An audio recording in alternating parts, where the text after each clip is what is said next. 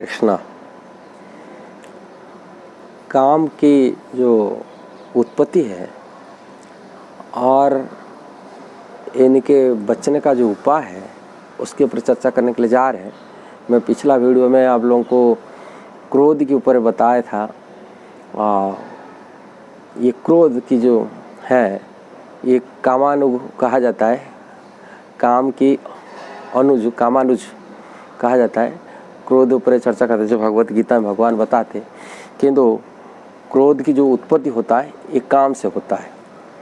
काम के अर्थ है कार्य नहीं है, काम के अर्थ है इंद्रिय भोग की वासना। जो इंद्रिय भोग की वासना होता है उसको काम कहा जाता है। और ये है व्यक्ति को नरक को ढल देता है। ये भगवान भगवत गीता में बोलते हैं काम, क्रोध और लोभ ये तीन है जो नरक की द्वार कहा जाता है और नरक ले जाता है व्यक्ति को। माने यही संसार के बंधन के मूल कारण है और इसकी निवृत्ति ही व्यक्ति के लिए बहुत जरूर है। जब तक काम वासना से मुक्त नहीं हुआ तब तक ये संसार बंधन छूटता नहीं किसी के कि मुक्ति की रास्ता नहीं मिलता। और काम की उत्पत्ति जब इंद्रिय की भोग की विषय वासना को इंद्रिय की जो भोग इंद्रिय भोग की जो विषय है जब ध्यान करता है व्यक्ति और उस ध्यान करने उसकी संग प्राप्ति करने के लिए लालसा जागता है, वो है काम उत्पन्न हो जाता है। ये बात को भगवान भगवत गीता में कहे ध्यातो विषान पुंस संगाते उपजायते संगात संजायते काम कामात क्रोधा भी जायते। भगवत गीता के ये दूसरी अध्याय में भगवान ये बात बताई के रखे करीबी 62 श्लोकों में। इंद्रिय के विषय का चिंतन करते हुए मनुष्य को उनके मन आसक्ति पैदा हो जाता है, लालसा पैदा होता है, उसको आसक्ति हो जाता है इंद्रिय विषय में और वही आसक्ति उसमें काम उत्पन्न करता है। ये काम इतना खतरा होता है, ये सबसे बड़ा बीमारी है लगा हुआ है। ये दुनिया के जैसे कोई बीमारी है दूसरी की तो इलाज हम कर लेते, दवाई पानी में इलाज कर लेते हैं, किंतु इसकी इलाज इतना सहज में नहीं बनता है। बड़े बड़े विद्वान हो कि कीट पतंग हो हमेशा लगा ही रहता है एक काम वासना। ये जन्म जन्मांतर छूटता नहीं। पिछला जीवन से जन्म होता है, बच्चे के अंदर में शुरू हो जाता काम वासना पैदा हो जाता है, भोग की वासना, इंद्रिय की तृप्ति वासना। और उसमें विशेष करके स्त्री पुरुष के अंदर में जो आकर्षण वासना है वो सबसे खतरा बन जाता है। इसको बोलते काम, भोगने का वासना। और वही वासना ही व्यक्ति का सर्वनाश कर लेता है, व्यक्ति की अधोगति कर लेता है, बढ़ाई नहीं देता आगे बढ़ने के लिए जीवन में। वास्तविक आत्मकल्याण के लिए आत्मा से वंचित कर लेता है, आत्मज्ञान से वंचित कर लेता है। और आत्मा के कल्याण रास्ता में सबसे बड़ा बाधक है काम है। यदि ये काम को जो कोई जीत लेता है वो जितेंद्रिय हो जाता है और आत्मा की वास्तविक कल्याण भगवान श्री कृष्ण के भजन में लग जाता है, भक्ति में दृढ़ हो जाता है। इसलिए इतना सारी शास्त्र में इसी के ऊपर चर्चा बहुत हुआ है। श्रीमद् भागवत में देख लीजिए, भगवत गीता में लिख लीजिए, भगवान इससे बचने के लिए हमेशा बोले कि रखे।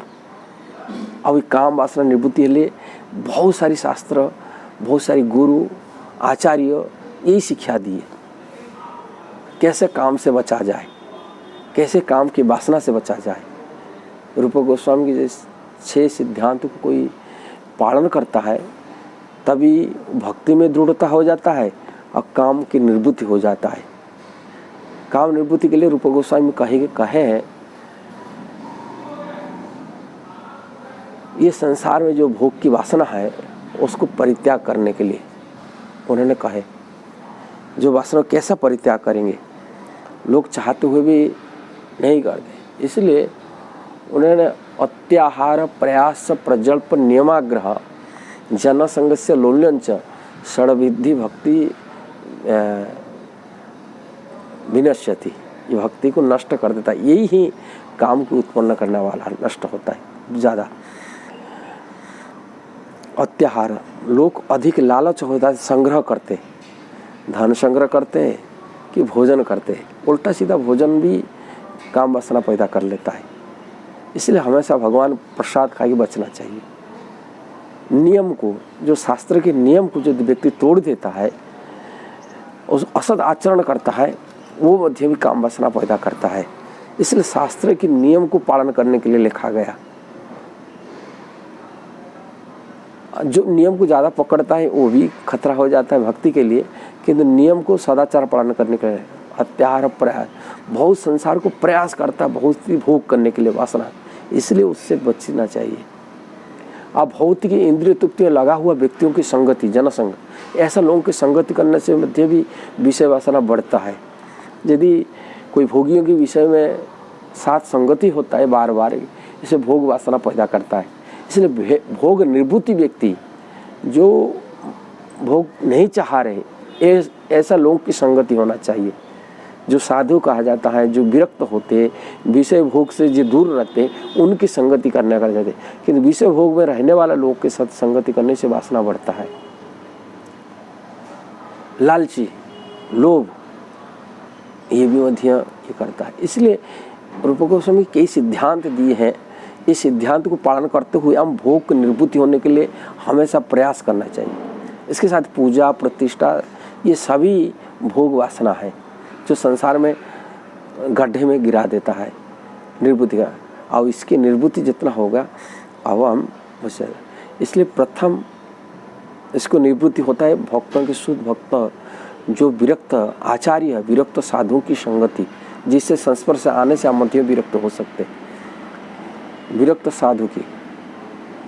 दूसरी, वैष्णव अपराध से बचना चाहिए। जब वैष्णव अपराध करते हैं तभी विषय वासना बढ़ता है, बहुत बढ़ता है। हमको मन में विषय वासना उत्पत्ति होती है यदि वैष्णव अपराध होते, अपराध से बचना चाहिए। और अनर्थ जो है वो ये है, अनर्थ सब देखना चाहिए। शास्त्र को नियमित रूप में पढ़ना चाहिए, शास्त्र को समझना चाहिए और शुद्ध भक्तों की संगति करना चाहिए, जिससे निवृत्ति हो सकता है। तीसरा, हमारे भोजन जो होते हैं ये भोजन नियंत्रित होना चाहिए, सात्विक आहार होना चाहिए। यदि हमको राजसिक तामसिक आहार करते, इससे भोग वासना पैदा करता है। आहार भी शुद्धि होना चाहिए, शुद्ध भक्तों की संगति होना चाहिए, भोजन सात्विक होना चाहिए, सदाचार पालन करना चाहिए और भगवान की चरण में अन्यान्य भक्ति करने के लिए उनके नाम कीर्तन हमेशा होना चाहिए निरंतर। हरे कृष्णा कृष्ण कृष्ण हरे हरे, हरे राम राम राम हरे। जो भगवान के शरणापन्न हो जाते हैं, भगवान की नाम कीर्तन में लग जाते हैं, भगवत कृपा से वो सब विरक्त पैदा हो जाता है, विरक्ति आ जाता है उससे, भगवान की कृपा से। इसलिए निरपराध भजन करना चाहिए।